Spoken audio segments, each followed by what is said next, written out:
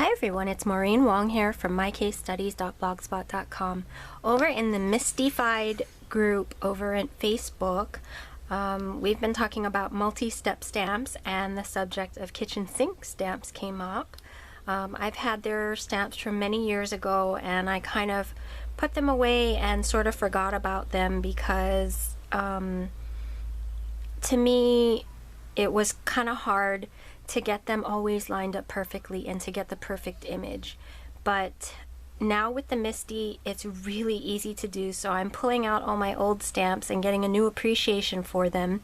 And yes, Kitchen Sink Stamps is still in business. I just had an email with the owner, and so somebody in the MISTIfied group said they wanted to see the daisy set in action. So this is the 3-step daisy.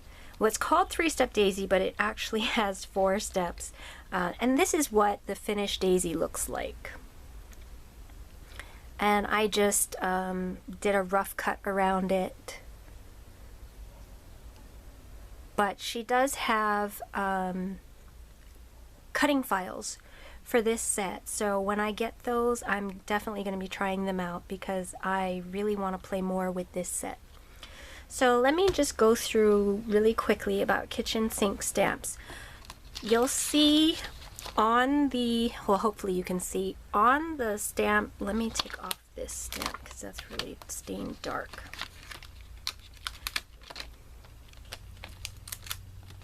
So on the stamp sheet itself, it shows you the steps. So this is step number 1 here, this is step number 2, this is step number 3, and then this is step number 4, which I guess is sort of optional, but I think it does add a really nice touch to that center, a nice depth. And the other thing that they have is they have picked 2 areas where they think are kind of like landmarks of these stamps. And on this particular one, it's going to be this pointy petal, and then this kind of flat, the corner of this flat petal. So here's the pointy petal over here, and then the corner of the flat petal, the corner of the flat petal here, and the pointy petal. So you're going to be lining those landmarks up together every time. And one little tip I have is that I've actually labeled the landmarks. Let me see, here we go. I've labeled the landmarks on the back of the stamp with a Sharpie marker, and I have to admit the Sharpie did come off a little bit on my MISTI, but it's easy to clean off. It's the inside cover, so you don't have to worry about rubbing off the silkscreen grid, because that is on the outside. So this is on the inside, but just that tiny little bit of ink, you know, I didn't let it dry long enough before I went to use it. So, but if you're scared about that, I just want to let you know that some of it did rub off on my MISTI. And you don't really need to mark them. Once you're kind of more familiar with it, you'll be able to just eyeball it and see, well, this is the pointy petal and this is the flat petal. But I've done that with all the different steps. I labeled the pointy petal and the flat petal. And this is step number 3. Here's the pointy petal and the flat petal. And on step number 4, because it's a really small stamp, instead of marking it with arrows, I actually just put 2 dots that show me generally where they go. And the other thing about the kitchen sink stamps is that they show you on the back how they look when you layer them. And they're showing you these are the landmark corners that you're going to line up every time, and here's what the finished daisy is going to look like. And you can also stamp leaves, and here's a card sample.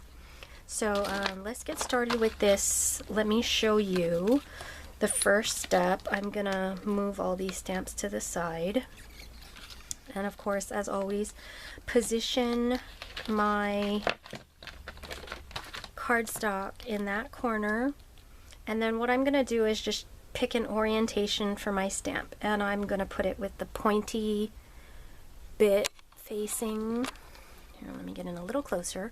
I'm doing it here with the pointy petal facing this way, and the flat petal is pointing up that way. And another little tip is, if you forget which one is which, you can always make little marks on your paper. You can make little dots.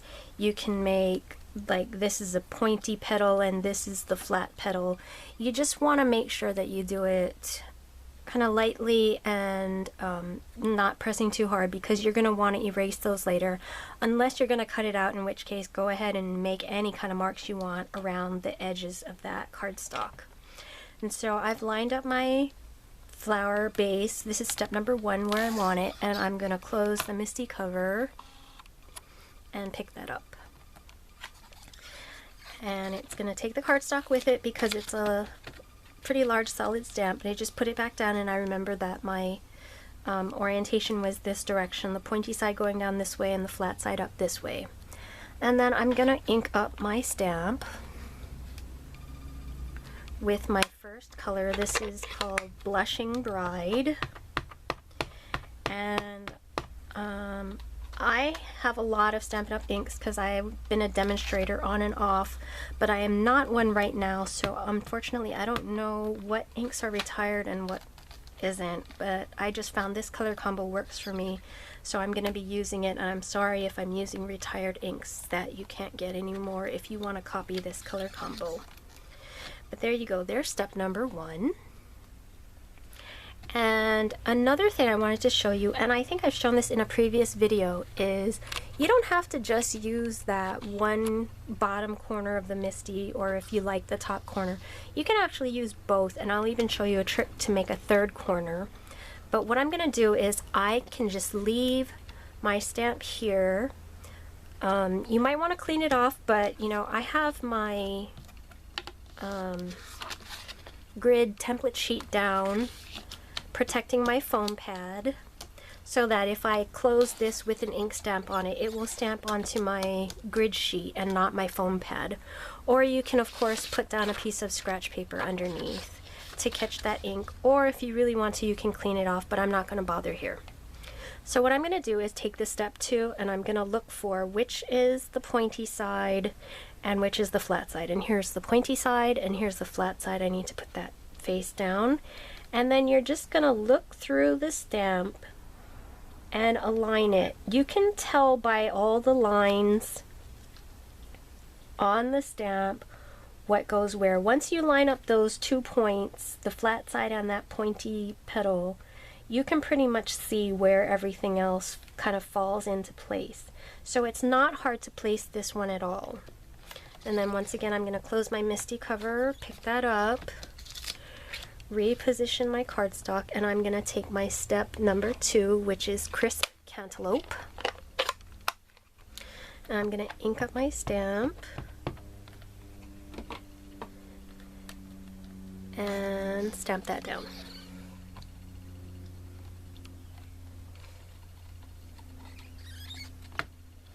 And by the way, if you don't get it lined up absolutely, completely perfect, it's still going to look really nice. So don't get too worried about that.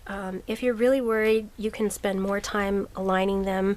You can even take your imaging sheet from your Stamp-O-Majig and stamp it down and make sure it's going perfectly on top of that first step if you want. It's totally up to you.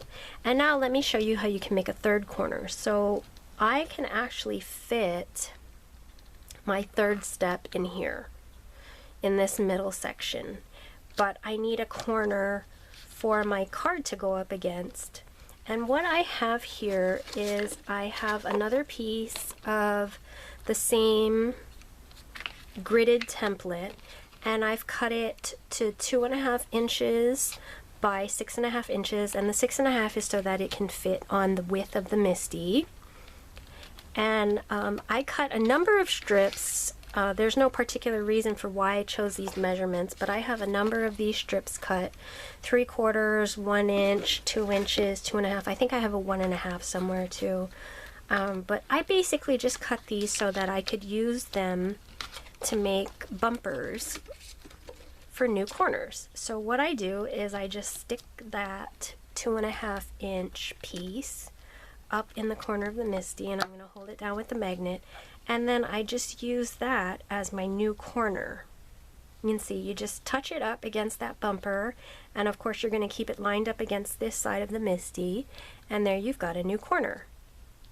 And so I'm going to find my pointy corner petal, and my flat petal, and I'm going to line those up again. And I'm not sticking my head down into this shot because I don't want to have to edit that out right now. So I'm just really eyeballing, and these aren't going to come out perfect, but I just wanted to show you how it works since somebody requested it.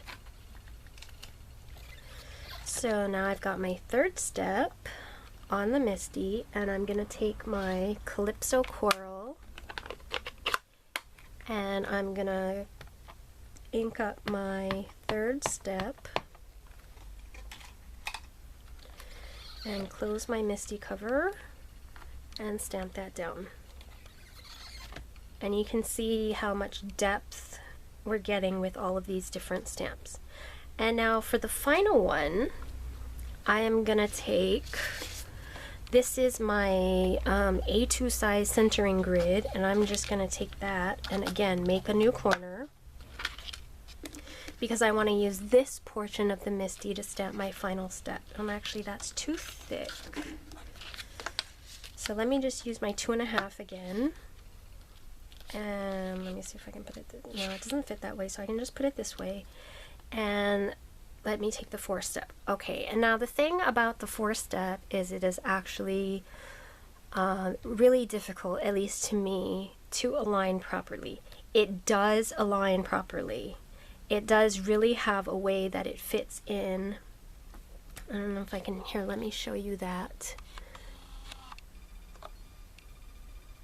You can see that it kind of lines up with the different spaces.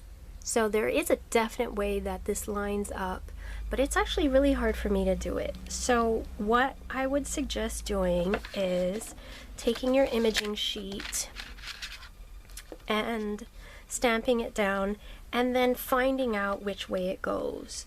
You can really see through your imaging sheet. Use a really dark ink for this step 4 and go ahead and position that, and you'll see exactly where it's supposed to go. And then what I did was I came in and drew my 2 dots with the Sharpie marker for which side. One is the flat side, one is the pointy side, and I don't know which is which, but I'm gonna check it out. Once you put the stamp down, you'll be able to see which side is which. And so one side points to the flat side and one dot goes towards the pointy side. And then you can just lay that down. And I didn't check if that's really in place, but you go ahead and close your cover, pick up your stamp, and you can go ahead and ink it up and stamp it. And hopefully you'll get it to come out like this. But like I said before, if it's not perfectly lined up, don't worry about it too much, especially for this middle portion. If you stamp it anywhere near the middle, it's gonna look good. There is a definite way for it to line up, but you don't have to absolutely get it that way. So I hope this helps a little bit explain how the kitchen sink 3-step daisy stamp set works. And if you like this video, please give it a thumbs up on YouTube, and I hope to see you over at my blog at mycasestudies.blogspot.com. Thank you very much for watching.